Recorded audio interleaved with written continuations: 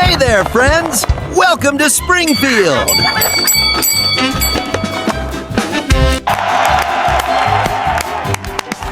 Stay tuned for more fun. Don't forget to like and subscribe. Springfield's first family. The Simpsons have been entertaining us for over 30 years now. The show has had an incredible run, and there's no sign of it stopping anytime soon. Even though we know pretty much everything there is to know about the main family, the Simpsons' shocking facts still come to light from time to time. Here are 10 shocking facts you never knew about the Simpsons. Let's do this one. Number 10. Matt Groening was not the first choice to create the Simpsons. Reportedly, the executives at Fox were not impressed with Matt Groening's work on the Tracey Ullman Show and almost hired another animator, George Meyer, who was working on The Simpsons at the time. He was asked to pitch his own series based on The Simpsons. However, when he presented his idea, it was almost exactly the same as Groening's, and the higher-ups changed their mind and went with Groening instead. Meyer would go on to become a prominent Simpsons writer and producer, but it could have been so different. No. 9. Matt Groening named The Simpsons after his real-life family. There is a strange irony here because the series is essentially about a dysfunctional family. But according to Groening, he named the characters in the show after his real-life family members. Matt is the middle name of his father, Homer, and Matt's daughter, who was born shortly before production began, is named after Marge. No. 8. The Simpsons almost didn't happen. After the success of the Tracey Ullman Show, Matt Groening wanted to create another animated series and pitch it to Fox. But when he went to the network, they told him that they weren't interested in another animated series created by a comedy writer. They thought it was too risky. Groening would not be deterred, and ended up convincing the head of Fox to let him produce a pilot episode. This was against the advice of everyone on the Fox team, who thought it was a bad idea. We all know how that turned out. No. 7. James L. Brooks was an executive producer on the show for the first 3 seasons.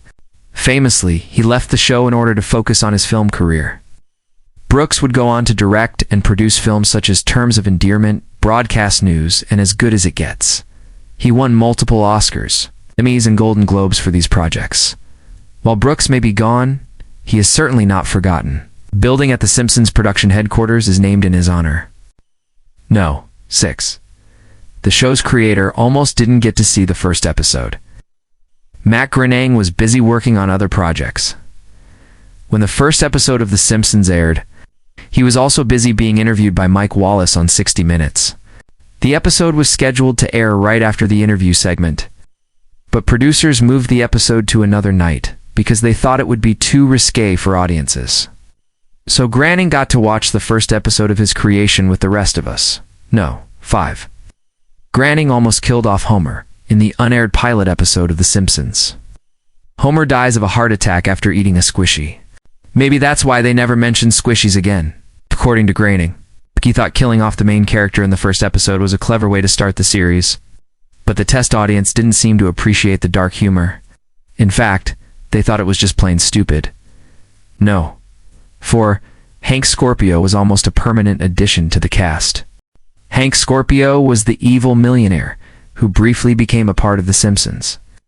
Family in the episode, You Only Move Twice. He was voiced by Albert Brooks, who was a huge addition to the show. Brooks was offered a position as a permanent cast member and even given the chance to write his own character. Brooks turned it down in order to focus on his film career, which is probably for the best for us. But it could have been great to see more of Hank Scorpio. No. 3. Groundskeeper Willie was almost voiced by someone else. Willie was originally voiced by actor Harry Shearer, who also voices many other characters on the show. Reportedly, Shearer did a great job in the role, but producers thought he sounded too similar to Principal Skinner. So they brought in Dan Castellaneta to do the voice of Groundskeeper Willie. Castellaneta is best known as the voice of Homer Simpson, but he actually did most of the voices for The Simpsons before they decided to settle on Homer. So in a way, Homer ended up taking over Willie. No. 2. David Silverman was almost fired. David Silverman directed several episodes of The Simpsons during the show's first 3 seasons. He was fired in 1993 after the episode Last Exit to Springfield. Reportedly, Silverman was fired after getting into an argument with the new showrunner, Al Jean. Silverman would go on to direct King of the Hill and other animated series, but he was replaced by a familiar face on The Simpsons. and no. 1. The Simpsons almost had a different theme song. The iconic Simpsons theme song was written by Danny Elfman, who is best known for his film scores for Tim Burton. Elfman was asked to compose the music for the show, but he was only given 2 days to write it. This is very rushed for someone who usually takes weeks or months to compose music. Elfman wrote what would become the Simpsons theme, but he wasn't satisfied with it. He thought it sounded too much like the theme from Desperate Housewives. Elfman's assistant convinced him to submit it anyway, and the rest is history. There you have it, 10 shocking facts you never knew about The Simpsons. If you enjoyed this video, make sure to check out my others. And if you want to support the channel, please consider becoming a member.